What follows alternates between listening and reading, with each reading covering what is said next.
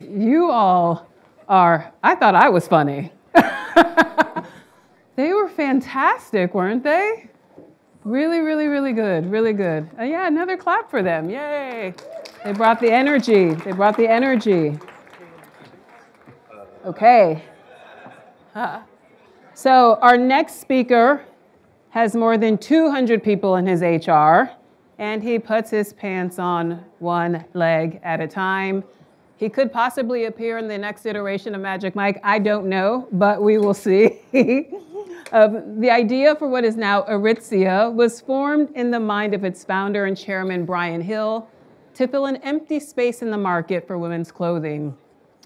We needed a brand that offered both a sense of luxury in its quality and design, but without the hefty price tag.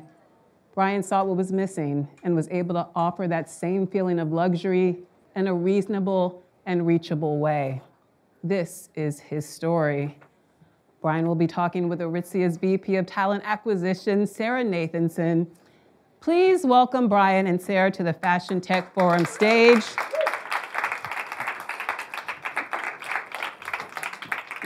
Brian already knows this, but thank you for making the best crop tops in the business. Thank you very much. You've been keeping me fly all summer long. Thank you, thank you, thank you. That was awesome. Crop tops. Nothing like a good start. We're so happy we're here. And I think you got that. Try it. Okay. Try it. Is that working? Yeah. It's working. Good. Okay. We got you. Normally, Karen Harvey negotiates and recruits on behalf of Aritzia, and in this case, she and I got together and recruited you to come speak here, and we're both so excited to have this opportunity because Aritzia has been in business for 38, 40 years, but we're lesser known in the U.S., and people will say things like overnight success, and I'm thinking that's a long night is what you're thinking. So can you walk us through a bit about how we got here? Not how we got here, but how we got here. Starting at the very beginning? At the beginning. Okay, well, we opened our first store in 1984.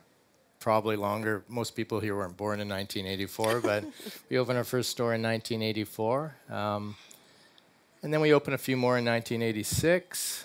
And then we decided we started doing quite well. And we were at the time we weren't vertical. We were selling other people's brands. Mm-hmm. And we thought after about 8 or 10 years we had an opportunity to expand nationally in Canada because we opened in Vancouver. And but we had to figure out what we needed 4 things. We had to figure out 4 things to do. And this is going to sound so archaic, but we're going to invest in all this capital, so we needed to figure out our how the stores are going to be laid out. And so it's kind of ironic. They're kind of laid out the same way now. They're bigger, but they're kind of laid out the same way now.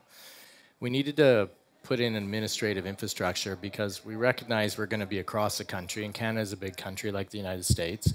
So we had to work through all the administration and things because we were in a half-hour drive away. And then this is a good one. We had to computerize at the POS system because at the time we only had cash registers.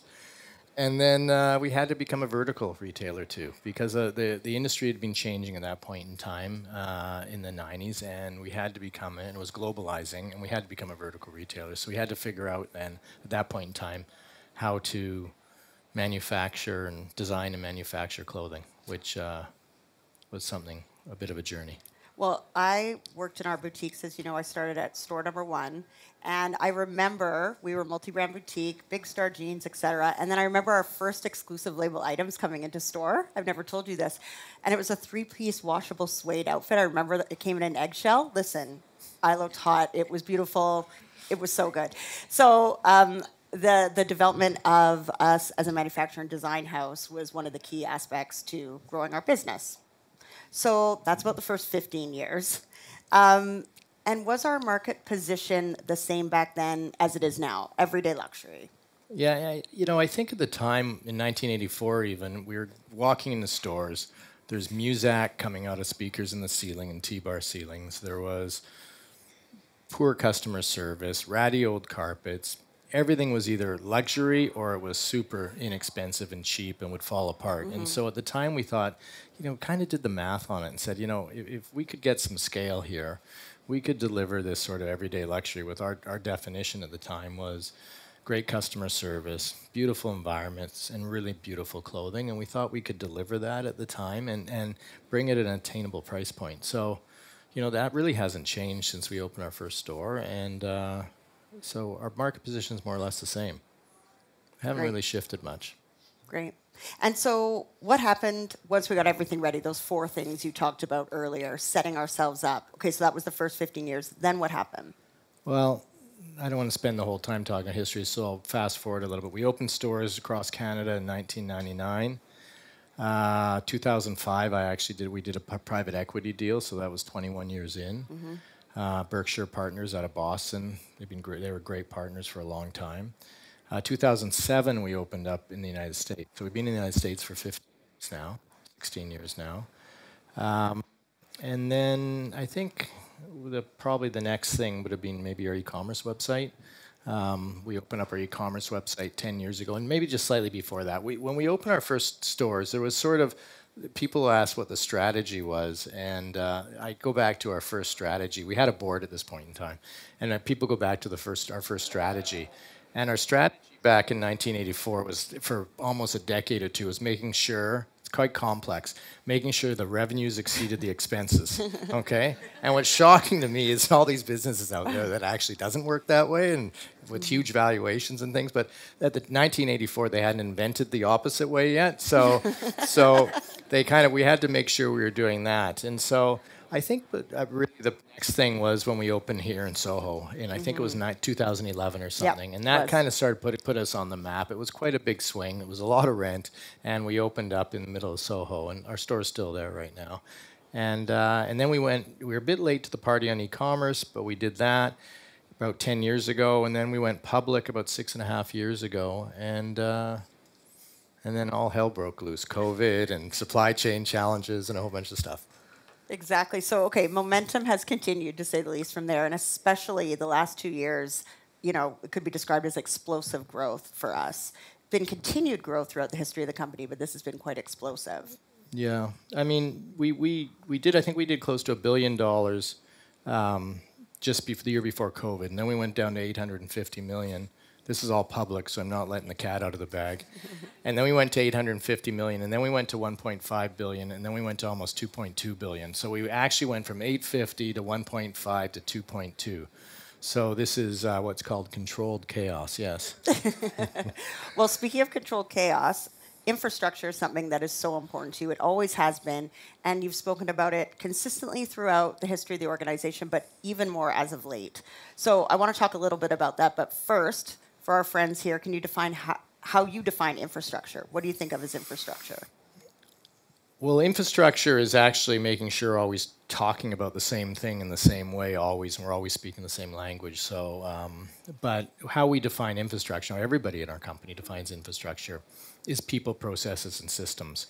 And really our infrastructure is the foundation that we layer our sales on top of that. And so we have to make sure we have the right people, we have to make sure that we have the right processes, and we have to make sure we have the right technology and information systems. So, and I think that investing in this allows you to grow, and we've really noticed it. We've tried to keep everything in pace, and what I've found probably one of the most challenging things with our business over the last 40 years is you grow your sales.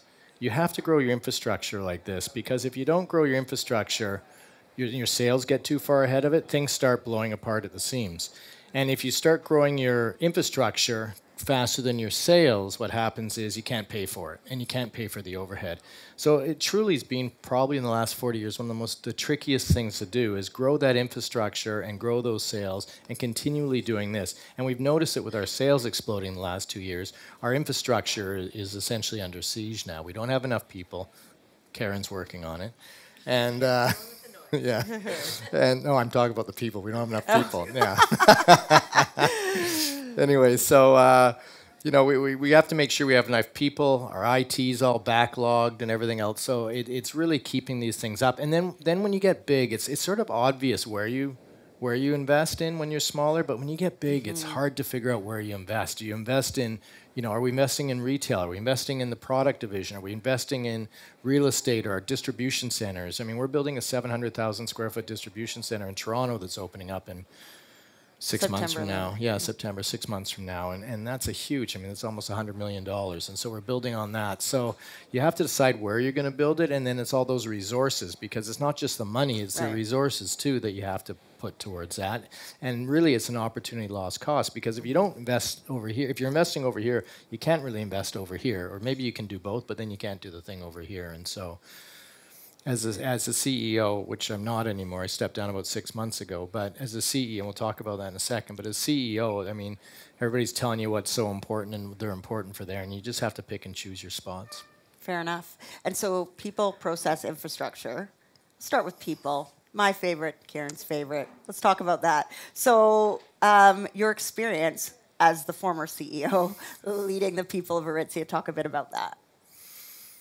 Well, people can be the most challenging part of the business, but it can also be the most rewarding part of the business, really, at the end of the day. And so, you know, we've had 60,000 people work for us over the years. Probably 10,000 of them still work for us.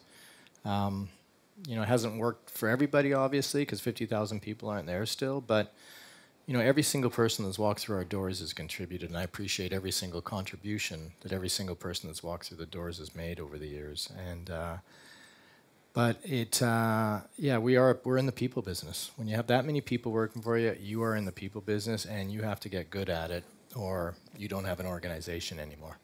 It's true. And a point of pride for us for sure is tenure. So we have 250 people that have been in our business 10 years or longer. I mean, that's significant. That's something that people are always surprised about when I talk to them. And then complement that with, as you say, Karen's and her team are helping us with bringing people who have experience at a scale of organization that we're heading towards. So important to us. How do you retain such amazing people?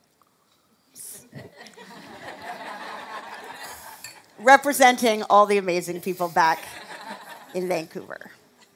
Well, another thing we determined a long time ago, what floats their boat. And there's a whole bunch of different things that floats people's boats. But at the end of the day, obviously you have to pay people. They have to survive, and they have to get paid and afford a balance in their lifestyle and things. I guess the second thing is education. I think people, I mean, I even today I'm learning. I learn every day. I learn from the speakers today, and we're always learning every day. And so I think you have to provide people with an education.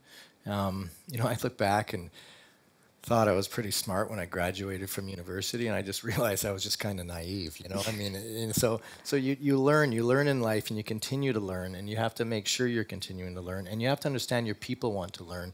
And then I think the third thing is opportunity. I think you have to give people opportunity. There's a lot of opportunities out there, and people have choices. People have choices right now where they can work and where they can't work, and where they want to live and where they can't. And so you have to give them opportunity. If you pay them well, they learn. They can give them an opportunity, a platform to learn, and you give them an opportunity, or you give them a platform so they have great opportunity. If you can check those three boxes, you kind of covered most of it at that point in time, we figure. And one of the things I know you do really well is valuing people who are effective at Aritzia. Now, effective might look different as the business grows. Some people are going to scale proportionately to the business, and some people are going to become experts or focus on different things. So that opportunity shifts.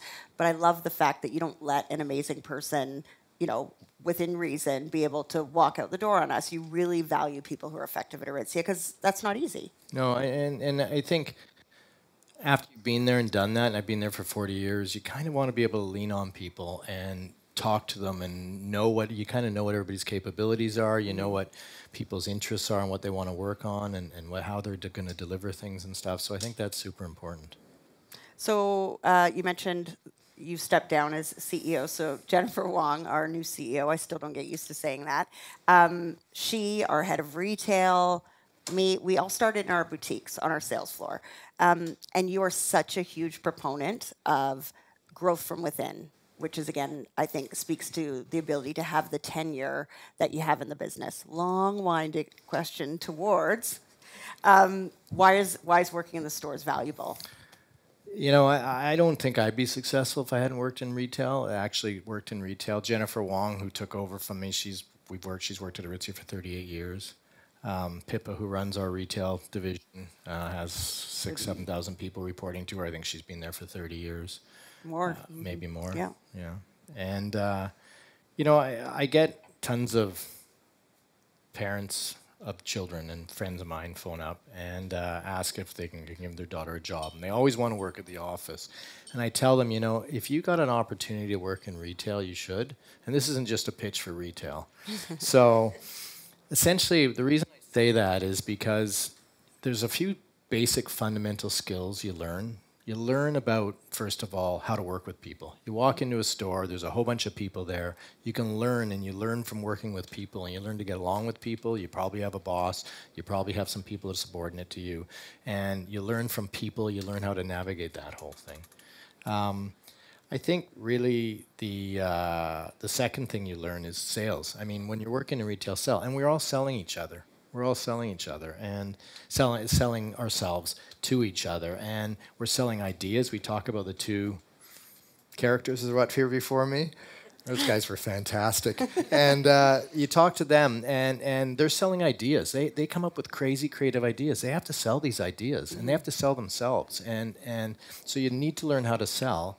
And then you need to learn how to show up and be accountable. And when you're working in retail, you have to be there. You have to be accountable and things like that. So, you know, I spent a lot of years working in retail, and I don't think I'd be here, and I don't think our CEO would be there if she hadn't worked in retail, and I'm not sure you'd be here if you hadn't either, too. So there's a lot of good things to retail. I think it sometimes gets a bit of a bad thing, and maybe some people, the environments aren't great in certain places, but we value it. We try to make it people successful that work for us, and for the most part, we are.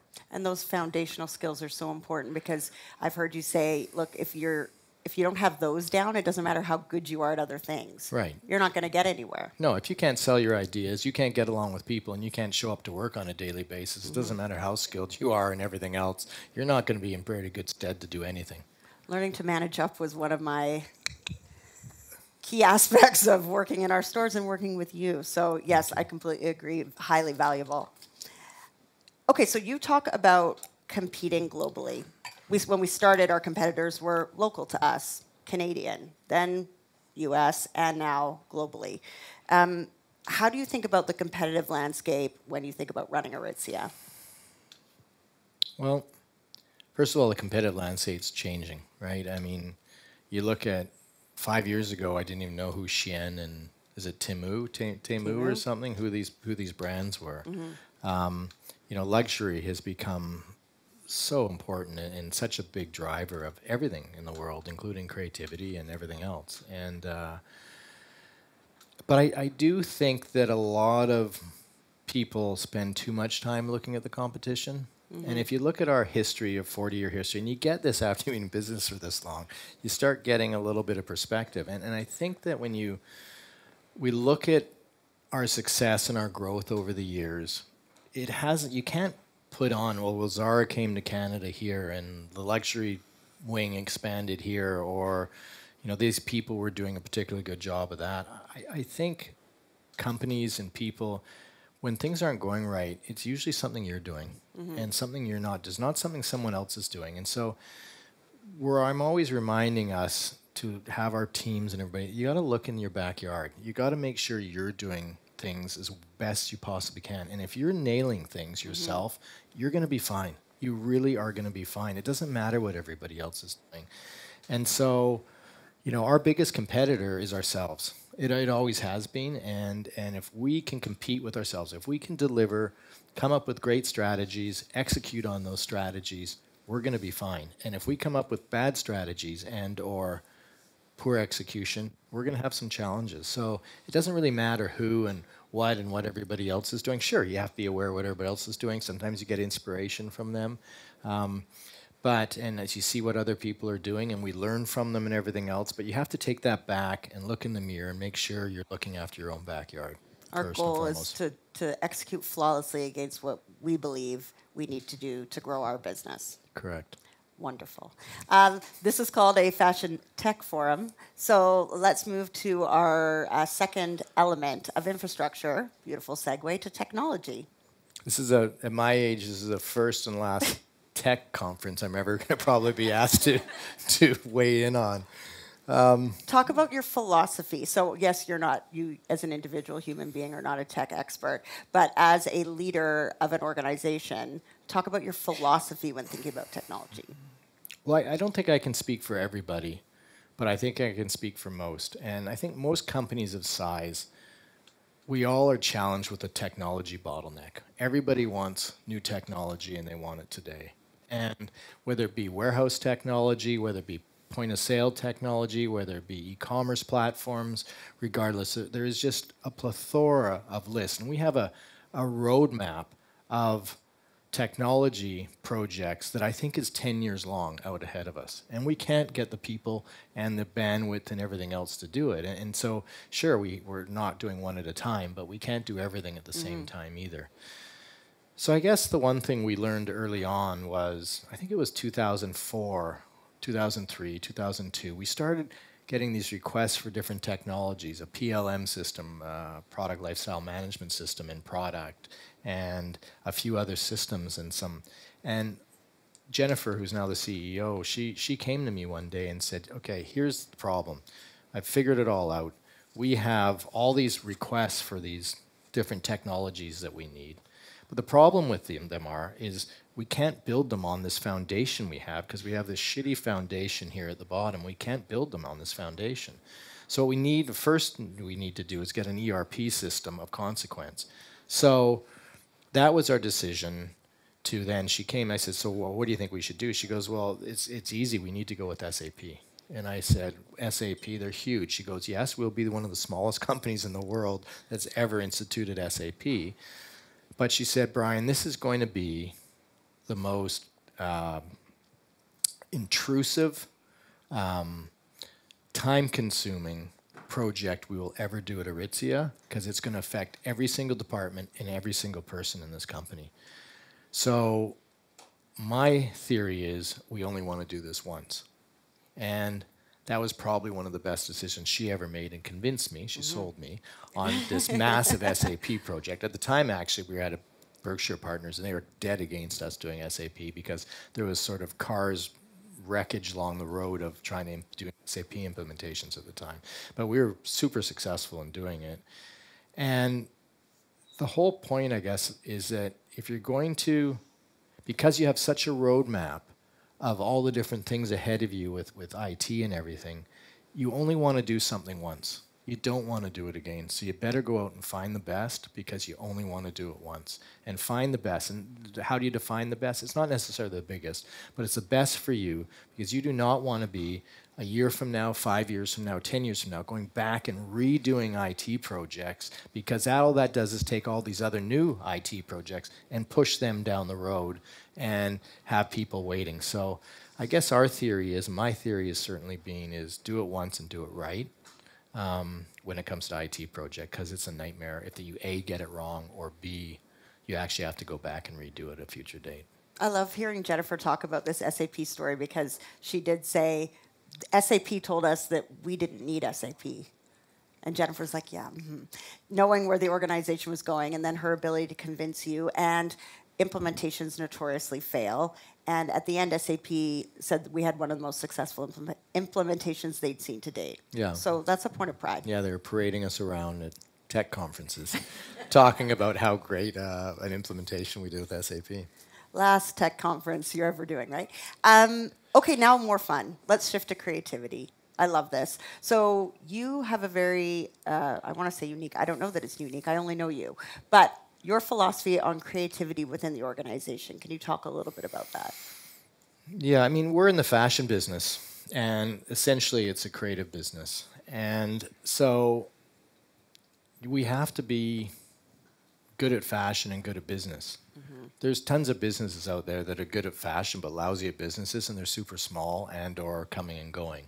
And there's a whole bunch of businesses out there that are good at business, but they're not particularly inspiring anybody, and it's not particularly fun.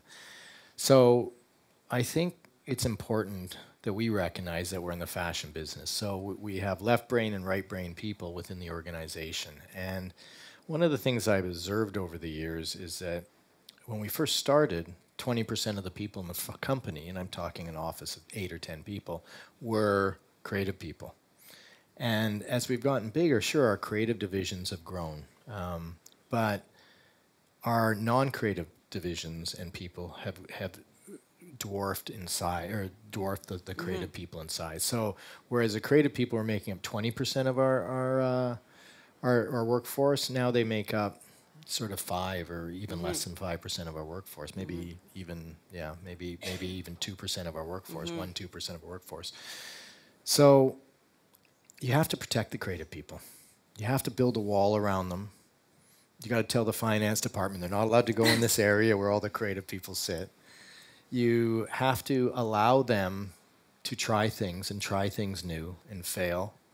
And you have to give them the bandwidth to do what they need to do. And I've always found it's my job to set people up for success, but I sort of focus first and foremost always on the creative people, because it's important that we set up those creative people to succeed and we protect them from the business people that are in the business that become more and more and more powerful with the business as you get bigger, and more the volume of those people that come in the company.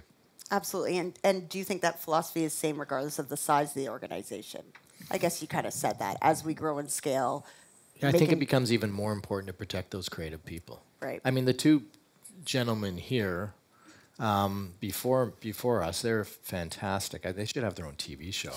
But, you know, I mean, my finance guy be looking at them thinking, these guys are crazy. And I'm looking at them going, these guys are wonderful. So, you know, I think it's really important you do that. And they're everywhere, right? I mean, they're in our... Not just product. No, not just product. We have creative people in product, and we have creative people in marketing, and we have creative people... You know, we do all our store design and everything internally, always have. And so we have a whole bunch of architects and designers in that area. And then there's the whole idea of being creative on a daily basis. You know, I actually think our finance people need to be creative in how they go about their jobs, and our retail people and HR people. Why are you rolling your eyes when you say HR people? We caught that on video. No, I'm not about you. I'm talking about there's some question as to what HR people do here at this conference right now. So I just thought I'd bring out. But you know, so everybody has to be creative. I know you're creative. You guys are super creative in how you go about doing your jobs. And Karen, you are too, right? I mean, I see that all the time, you and Sara, and we're having conversations, and we're super creative in how we're going to find people and what we're going to do. So it's really important we stay creative. We are, but particularly since we're in the fashion business, it's important we're balanced on that front. And actually, not just because you're wearing a Canadian tuxedo, it made me think of, we recently hired a denim designer with Karen, and when she came to interview, I always tell people a little bit about you before they sit down with you, and I said, Brian loves denim. Like, I'm not going to tell you what else I say.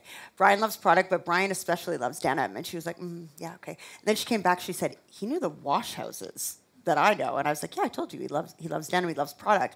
And that's a unique thing about you. I think you personally love what we do. And again, have an understanding of how critical it is to protect the creative talent within the organization so that they can continue to bring their best forward. Yeah, I think so. It's important. Do you have a question in there? No, that was me summing up what you said before. I'm really happy we did this. I do want to ask you, so you've done quite a bit over the last 40 years with Aritzia, and I would say you're doing quite well. You're welcome. Why do you work harder than everybody else still? She says with a tone of annoyance. Like, why are you always here? Why are you doing everything still? You know, I love what we do. It's a great industry, and it is one of those left and right brain industries. We have tons of people that inspire me every single day, and I just, you know, I'm kind of doing what I want to do now. I passed off. How we structured it before was we and my marketing department used to cringe when I'd say that, is we sell clothes. You can't tell people that, Brian. We do more than sell clothes. Yeah, but we sell clothes. So Jennifer used to look after HR, IT, finance, warehousing, distribution, and all those, and all the support departments. And then we did the selling clothes portion. I looked after that. And I'm kind of been handing off slowly things to her. She got e-commerce first. She's going to get retail second. But I have my dream job now. I'm dealing with product, I'm dealing with marketing, and I'm dealing with our real estate and our design and everything. So I have my dream job now. And so I love going into work most days. Once in a while, you call someone on their drive home. I don't know, sometimes me, sometimes someone else. Sometimes you're a little frustrated. But you keep coming back and you keep driving back to the office every single day because you get to work alongside great people and you get to contribute. I'm telling you, not asking you, I guess. I'm trying to figure out how I can do this job from home. I haven't figured it out yet, but... Listen, Brian, by the way, we have a beautiful, Karen knows, and whoever's visited us in Vancouver, we have a beautiful commissary, a restaurant in our office. And Brian has completely abandoned ship on his office. I don't think the man has been back in his office. He has a space in the commissary where they deliver French fries, just a small amount, not too much, all his favorite things. So if anyone's in Vancouver, come by for a visit. But you love it. You love being amongst everybody. Yeah, and I love that. But sometimes it's a little frustrating. I guess if I had a piece of advice for people, and sometimes I reflect when I'm coming home and I'm driving home and I've had a great day and everything. And other times I'm driving home and I'm pulling my hair out and I'm just thinking I'm frustrated. And I just have to always remind myself that I think that if it was easy, everybody'd be doing it. And I think that's the key advice. If it was easy, everybody'd be doing it. And you wouldn't have a job and you wouldn't have a business and you wouldn't be doing what you're doing. And everybody here is an expert at what they're doing. And it's not easy. And it's not easy. You're not an overnight success. And some people are, and they get lucky. But at the end of the day, sometimes when you're frustrated or sometimes when you have challenges or sometimes when you're dealing with things, just remind yourself, if it was easy, everybody would be doing it, and that's why I'm here, because I'm actually good at this, and it's hard to do. And I think that's probably the best advice I could give somebody, because it's not just a big bowl of cherries. It's hard work, and you got to keep at it and keep your head up and just keep on plugging away. And if you do that, you'll be successful. There's joy in the challenge. Yes. I like summing up your points after you make them. Okay, one other quick thing, because I like people knowing you as a human being beyond the leader founder of our organization. When you're not in the commissary eating small amounts of French fries, what is it that you like to do? What Share I like with to the do? people. Really? What do you like to do? What else do you like to do? I like to stay active. Okay. I used to ski down mountains. I like climbing up them now. So climbing up mountains.